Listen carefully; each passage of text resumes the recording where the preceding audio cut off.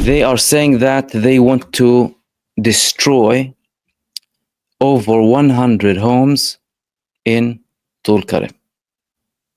How? Why? And why is hardly anyone talking about it? Well, they're saying that it's part of their action inside of the West Bank, because this is a military need and they want to improve the mobility of the soldiers. They want to improve the mobility of the soldiers. Therefore, they want to demolish 100 homes in Tulkarem and Jenin.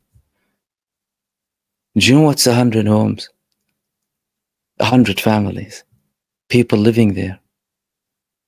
People living there. Look, they destroy them. They spray the Star of David on their home. People are living there. Why? Because we want our tanks to move in freely. And all of this is happening under the world's watch, by the way.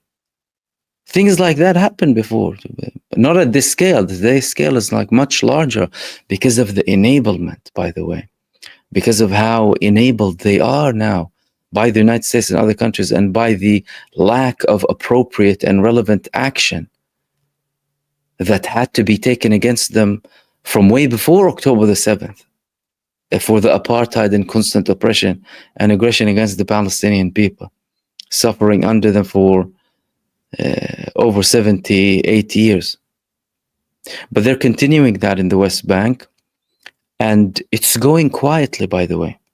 The West Bank is going through a mini Gaza scenario in terms of destruction, in terms of displacement, in terms of killing, in terms of arrests, in terms of burning people's homes, kidnapping people. All of that is still happening in the West Bank. And in another show of their savagery and barbarism, look at what they've done in Gaza. They blew up a building and started to laugh about it as they put paint inside the house, and they called it a gender reveal bombing in Gaza. It's a boy, they said. Israeli soldiers filmed themselves blowing up a building in Gaza while laughing that blue smoke resembles a gender reveal. The next level, these people, it's like they are beyond description even. These houses in the Gaza Strip, again, they destroyed the majority of the houses and the infrastructure. They are destroying houses more than once. So they land the bomb, they destroy everything, no one can live there. They go and target it again, an already destroyed place. So even if someone built a tent or whatever, or tried to come back and do that, they will bomb it again. It's because they don't have targets, like what they're doing in Yemen, by the way. Shows, of course, they like to highlight their savagery, and thankfully it's being documented to the whole world. What these imbeciles don't understand is that they are proving to the whole world, giving the whole world evidence about their crimes forever, by the way.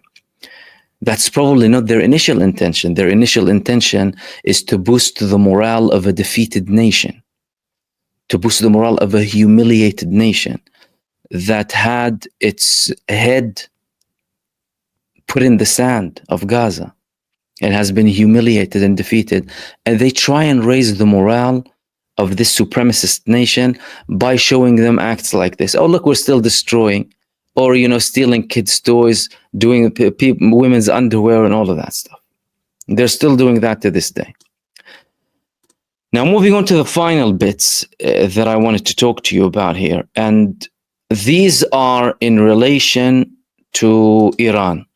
So the attacks that are happening, Netanyahu said, we're going to attack their masters, didn't he? But he started with attacking Yemen. But very suspicious things have been happening in Iran. Not many of them are. Israel is reporting some of them. Now, how is that linked to them being potentially behind this? We still don't know. officially, Iran did not confirm that Israel was behind the Bandar Abbas port explosion, the other explosion that happened later on. Now Israel is saying that there were multiple explosions in Iran and their commando is suffering a huge blow according to them. But what we're seeing is, well, various reports of various explosions happening in Iran. There was another report saying that, oh, an underground ammunition depot has been hit. Something is happening in Iran, and something is happening consecutively. You don't have coincidences like that. As a matter of fact, the one with the port was already suspicious anyway. 4 explosions, not one explosion, happening simultaneously, which indicates that this is a case of sabotage. But then later, more explosions happening like that, timed with simultaneously with all of these escalations happening, with Yemen striking Ben Gurion, Israel retaliating and increasing, the talks that are happening between the United States and Israel's interest in hindering any prospect of reaching a deal. Netanyahu ideally wants the US to attack Iran and have a coalition that would potentially include NATO with Iran. But I mean, good luck recruiting the world for your war. You're not able to recruit the Israelis for your war. Over 50% of Israelis are refusing to serve. You want to recruit what? Europe for you, or who?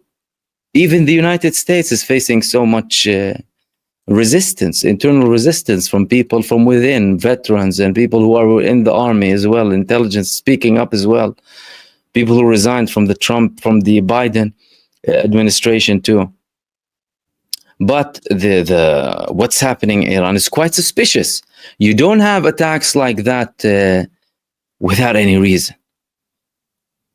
Multiple mysterious, they're calling them. Other reports said mysterious attacks happening in Iran. Motorcycle factory in Mashhad, the country's north. Another one warehouse. Another one ammunition. All of that. So that's quite serious. Is Israel having a covert operation, covert sabotage operations inside of Iran to try and destabilize the country and potentially push Iran for a bigger attack or a response? Are they trying to make Iran attack Israel? Well, that could be an attempt. But from an Iranian perspective, Iran knows the situation that it's in. Firstly, they're trying really hard to show that what Yemen is doing is pure Yemeni. And there are many reasons to believe that, by the way, despite Iran supporting them.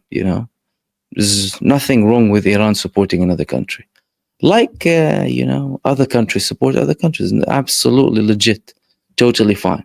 Let alone if it's a country doing things against a genocidal entity. I mean, that's the international community's duty, isn't it? However, Iran is saying that we have nothing to do with it. They made their own decision. Yeah, we might be cooperating with what we have before, but they make their own decisions, and these people decide to continue, and they are taking this action to target Israel because it's committing a genocide. We have nothing to do with it. We attacked Israel. We attacked them twice, but we attacked them as a response to their aggression against us.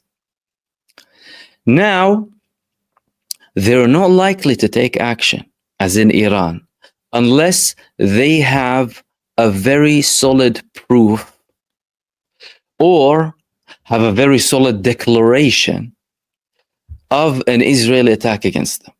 That's not to say that they're not in a position to, but no, they are in a position.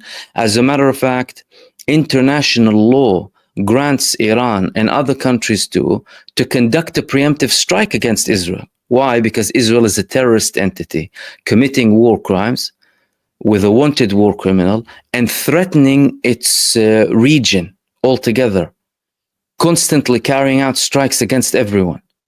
In Gaza, the West Bank, Lebanon, Syria, Yemen, Iran, threats against Jordan and Egypt, threats against Saudi Arabia too sometimes.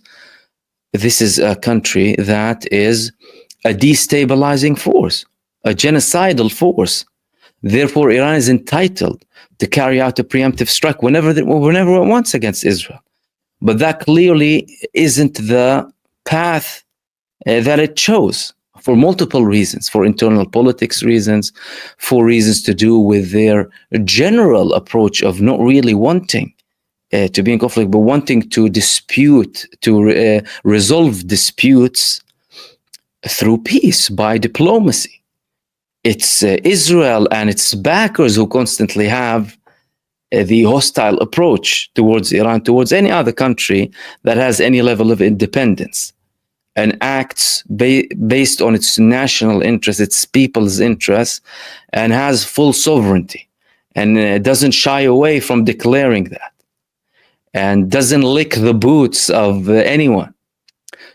So if they come up at some point in Iran with a proof, evidence that, look, Israel indeed did this operation, or if they don't, but say, we have no doubt that Israel conducted this operation and they said they're going to attack us, therefore, bang.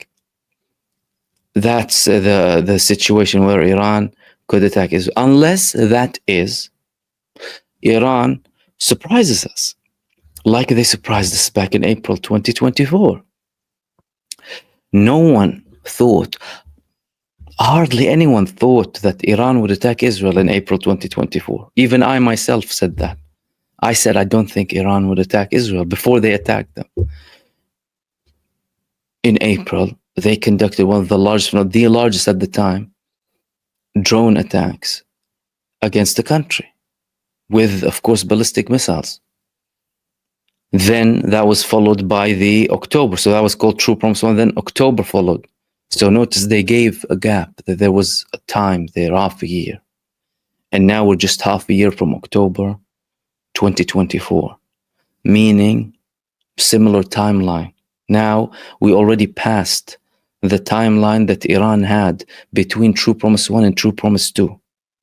This could be also another signal that something might be coming close, especially if the talks with the United States deteriorate. If Iran sees that Trump is really not that genuine, he's not interested, and he is in the pockets of the Israelis, if he is in the pockets of Netanyahu. Because what we've seen so far is the United States is a foreign agent. Every United States president is a foreign agent for Israel. They do things for Israel, prioritize Israel. They send more money to Israel than they do for their own people going through catastrophes and hurricanes and disasters. So if they reach that point in Iran, they might say, okay, it's going to fail with the US. They gave everyone evidence. So if there are any certain voices internally in Iran that don't necessarily want more, I mean, many people don't want more anyway, but who will criticize them, look, we sat with them. First, we had agreement, they withdrew, not us. We spoke with them before, we spoke with them again, we gave them another chance. Look, they withdrew. What are we left with? So understand our position. And in relation to international law, by the way, Iran still plays that very clearly.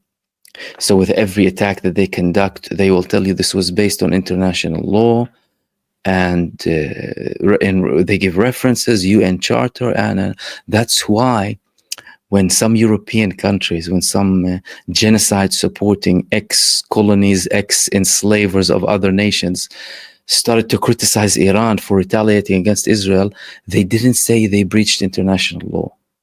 They said we condemn Iran's attack against Israel. But they didn't say they breached international law, because they did not breach international law. They did not breach any line of international law. So if it reaches that stage, or if Israel, during any process with the United States, goes and actually conducts an attack against Iran and admits and takes responsibility, then we will see an Iranian response, unless, again, there would be a surprise.